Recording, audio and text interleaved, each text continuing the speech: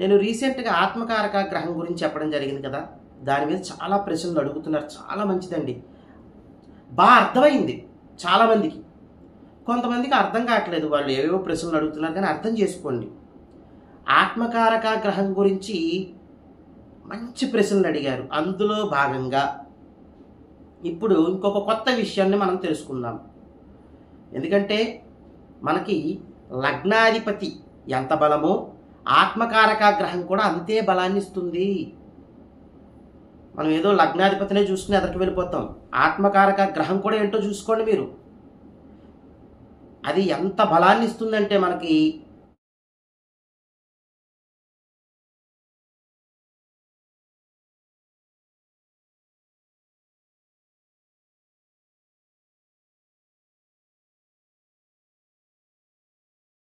శ్రీ మాధవానంద గురుభ్యో నమః, శ్రీమాత్రే నమః. శ్రీ మాధవానంద భక్తి యూట్యూబ్ ఛానల్ ప్రేక్షకులకు నమస్కారం. ఇక ఈరోజు మనం విశేషంగా ఒక కొత్త విషయం గురించి తెలుసుకుందాము. అదేమిటి అంటే కనుక, నేను రీసెంట్గా ఆత్మకారక గ్రహం గురించి చెప్పడం జరిగింది కదా, దాని మీద చాలా ప్రశ్నలు అడుగుతున్నారు. చాలా మంచిదండి, బాగా అర్థమైంది చాలామందికి. కొంతమందికి అర్థం కావట్లేదు, వాళ్ళు ఏవేవో ప్రశ్నలు అడుగుతున్నారు. కానీ అర్థం చేసుకోండి, ఆత్మకారక గ్రహం గురించి మంచి ప్రశ్నలు అడిగారు. అందులో భాగంగా ఇప్పుడు ఇంకొక కొత్త విషయాన్ని మనం తెలుసుకుందాం. ఎందుకంటే మనకి లగ్నాధిపతి ఎంత బలమో ఆత్మకారక గ్రహం కూడా అంతే బలాన్ని ఇస్తుంది. మనం ఏదో లగ్నాధిపతినే చూసుకుని ఎదరికి వెళ్ళిపోతాం. ఆత్మకారక గ్రహం కూడా ఏంటో చూసుకోండి మీరు. అది ఎంత బలాన్ని ఇస్తుందంటే మనకి, మీరు ఆ దశలు జరుగుతున్నప్పుడు కానీ, అది మంచి స్థానంలో ఉన్నప్పుడు కానీ అది మీరు పొందుతారు. అలాంటి ఆత్మకారక గ్రహము ఇప్పుడు మనం కలయికల గురించి, ఎవరితో కలిసి ఉండాలి ఏంటి, ఇవన్నీ మాట్లాడేసుకుందాం. ఇప్పుడు మనం తెలుసుకోవాల్సింది ఏంటంటే ఆత్మకారక గ్రహం యొక్క దృష్టి గురించి. అది ఎంతవరకు పనిచేస్తుంది. ఇప్పుడు లగ్నాధిపతితో కలిసి ఉండడము, పంచమాధిపతితో కలిసి ఉండడము, ఇవన్నీ చెప్పేసుకున్నాము. భాగ్యాధిపతితో కలిసి ఉండడము వచ్చి ఇవన్నీ. ఆత్మకారక గ్రహం యొక్క దృష్టి ఎలా పనిచేస్తుంది అన్నది ఇప్పుడు మనం చూద్దాం.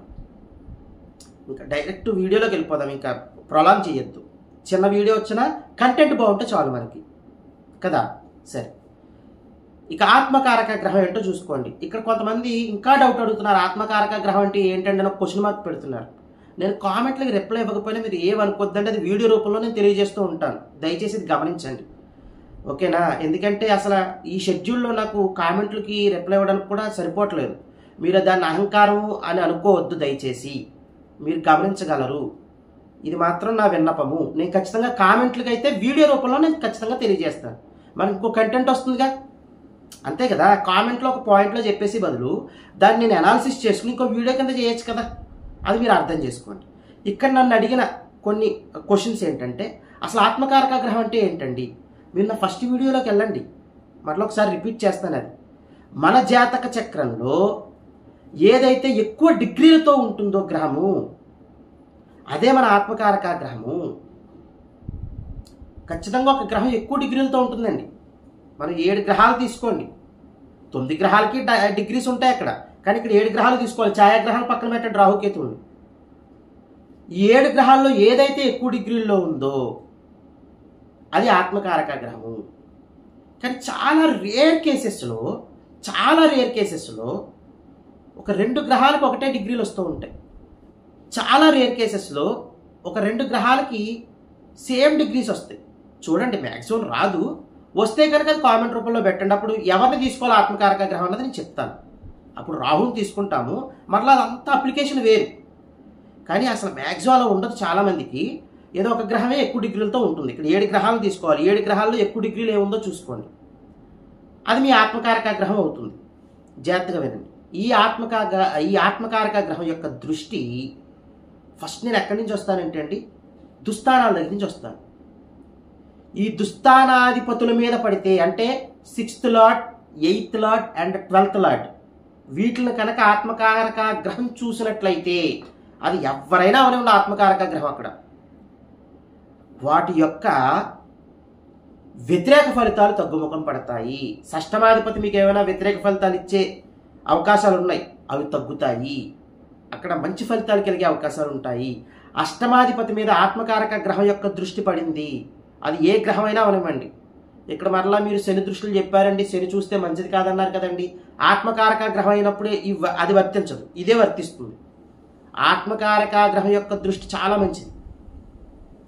8th లార్డ్ మీద పడింది. 8th లార్డ్ యొక్క నెగిటివ్ పోర్ట్ఫోలియోస్ అన్ని తగ్గుముఖం బట్టి మంచి ఫలితాలు కలుగుతాయి.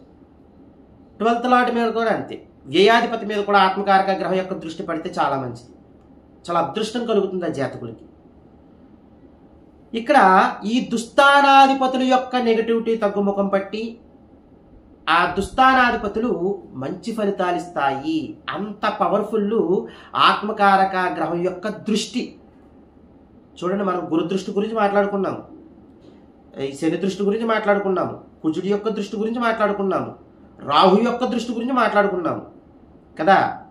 కానీ ఇక్కడ ఆత్మకారక గ్రహం యొక్క దృష్టి గురించి మాట్లాడుకుంటున్నాం ఇప్పుడు. అది వీటన్నిటికంటే కూడా బలాన్ని చేకూరుస్తుంది. అంటే దీన్ని బట్టి ఎంత పవర్ఫుల్ రోల్ ప్లే చేస్తుందో చూడండి ఆత్మకారక గ్రహం. ఈవెన్ లగ్నాధిపతి కంటే కూడా, గురువు కంటే కూడా పవర్ఫుల్ రోల్ ప్లే చేస్తుంది ఆత్మకారక గ్రహము. ఆత్మకారక గ్రహం యొక్క దృష్టి అంత మంచి ఫలితాలను ఇస్తుంది. సరే, దుస్థానాధిపతుల మీద పడితే మంచి ఫలితాలు కలుగుతాయని తెలుసుకున్నాము. ఇంకా ఏ అధిపతుల మీద పడితే మంచి ఫలితాలు కలుగుతాయి అన్న అంశాలు ఒక్కసారి తెలిసేసుకుందాము.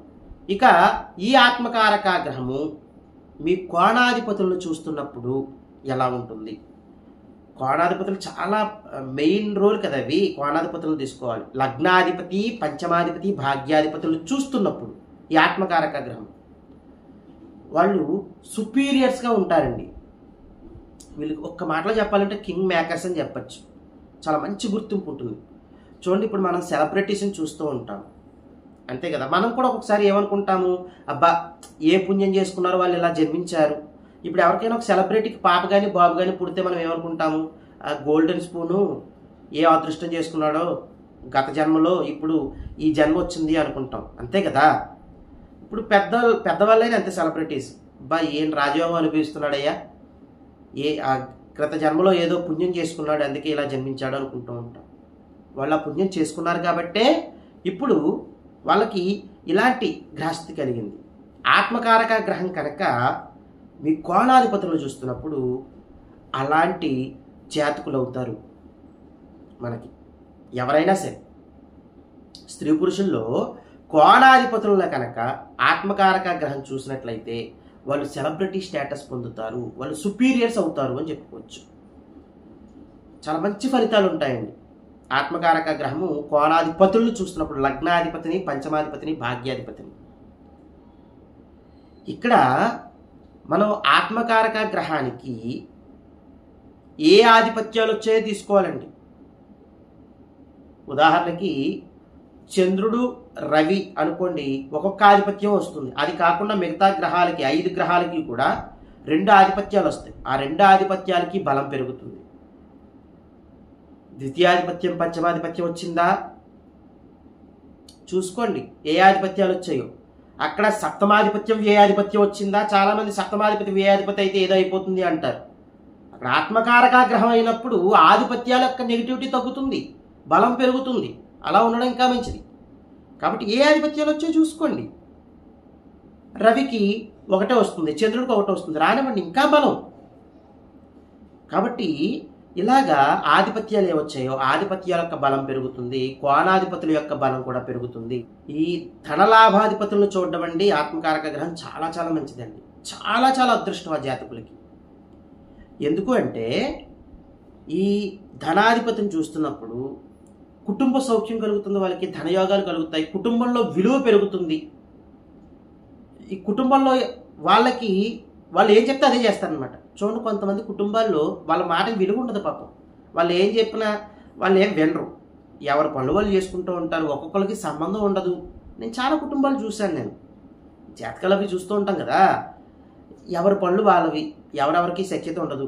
ఏదో ఉదయాన్నే వెళ్ళిపోతారు, రాత్రి ఎప్పుడో వస్తారు పడుకోవడం, ఒక మిషన్స్ లాగా పనిచేస్తూ ఉంటున్నారు వాళ్ళు. చాలా బాధేస్తుంది నాకు. ఎందుకంటే మనం జన్మించాము, మనకు జన్మ దక్కడం, మనిషి జన్మ దక్కడం అనేది ఒక అదృష్టము. కుటుంబంతో కూడా మనం ఆనందంగా సంతోషంగా ఉండగలగాలి. ఎంత సంపాదించినా అందుకే కదా, గమనించుకోండి. కాబట్టి ఇది పాజిటివ్గా తీసుకోండి. నేను ఏం చెప్తున్నా నెగిటివ్గా కాకుండా మీకు అర్థమవుతుంది. అప్పుడు ప్రతి ఒక్కళ్ళు సంతోషంగా ఉండాలండి, అదే నేను కోరుకునేది. ఎవరైనా అంతే కదండి. ఇప్పుడు ఒకళ్ళు బాధపడుతున్నారు ఆ ప్లేస్లో మనం ఉంటే ఆ బాధ ఏంటన్నా మనకు తెలుస్తుంది. సింపుల్గా వాళ్ళే కదా ఎవరో బాధపడుతున్నారు, మనకేం కష్టం రాలేదు కదా, చాలా తప్పది. వాళ్ళు బాధపడుతున్నారు, ఆ బాధలో మనం ఉంటే మన పరిస్థితి ఎలా ఉంటుంది అన్నది కూడా ఆలోచించుకోవాలి. అది కాబట్టి ఈ కుటుంబ సౌఖ్యం చాలా బాగుంటుంది. ఆత్మకారక గ్రహం ఈ ద్వితీయాధిపతిని చూస్తున్నప్పుడు ధనయోగాలు కలుగుతాయి. లాభాధిపతిని చూస్తున్నప్పుడు మాత్రము వీళ్ళకి ఉన్నత అధికారులతోటి పరిచయాలు, తర్వాత వీళ్ళకి ఒక పదవి ప్రాప్తి కలగడము, ఇవన్నీ కూడా కలుగుతాయి. ఇంకా తృతీయాధిపతిని వదిలేశాం. పాపం తృతీయాధిపతిని చూస్తే అసలు వాళ్ళు సోషల్ మీడియాలో ఎక్కడో ఉంటారు, వాళ్ళు చాలా బాగుంటుంది. తర్వాత బంధువుల్లోనూ ఆదరణ ఉంటుంది చాలా వరకు. చూడండి, ఇప్పుడు బంధువుల్లో ఎలా అయిపోయిందంటే ఏదో ఫంక్షన్స్ కలుస్తున్నాము, వెళ్ళిపోతున్నాము, పైకి నవ్వుతూ మాట్లాడటము, లోపల సహాయక సహకారాలు లేకపోవడము.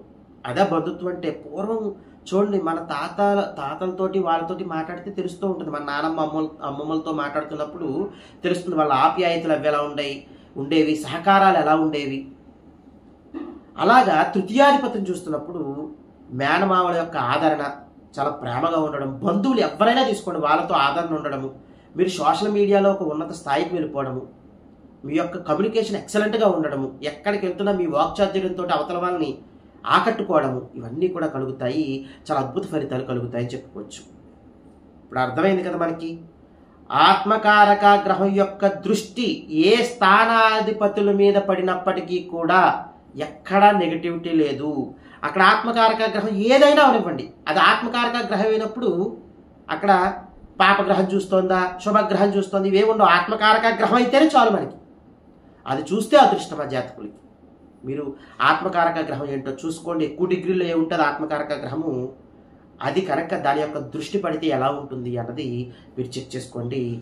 దాన్ని బట్టి మీకు అర్థమైపోతుంది.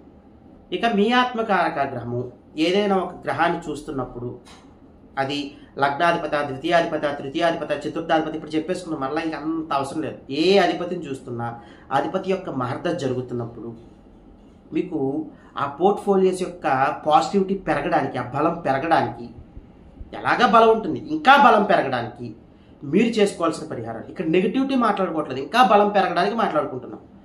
ఆ జాతకులు చేసుకోవాల్సింది. ఈ ఇంపాక్ట్ ఎప్పుడు ఎక్కువ ఉంటుంది అంటే కనుక అధిపతులు చూస్తున్నప్పుడు. మీ ఆత్మకారక గ్రహం స్పెషల్ ఆస్పెక్ట్స్ ఉన్న గ్రహం అయితే మీరు అదృష్టవంతులండి. లేదు, మీ ఆత్మకారక గ్రహానికి ఒక దృష్టే ఉందనుకోండి, ఏ గ్రహం ఏ స్థానం మీద పడుతుందో ఆ స్థానంలో ఎక్కువ గ్రహాలు ఉంటే మీరు అదృష్టవంతులు. అంతే కదా, ఆ దృష్టి అంతా గ్రహాల మీదకి వెళ్తుంది కదా.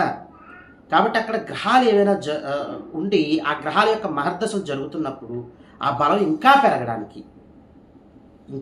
పెరగడానికి వాళ్ళు చేసుకోవాల్సింది. కొంతమంది ఆత్మకారక గ్రహం యొక్క దృష్టి ఏ గ్రహం మీద పడకుండా ఒక రాశి మీద పడి అలా ఉంటుంది అంతే.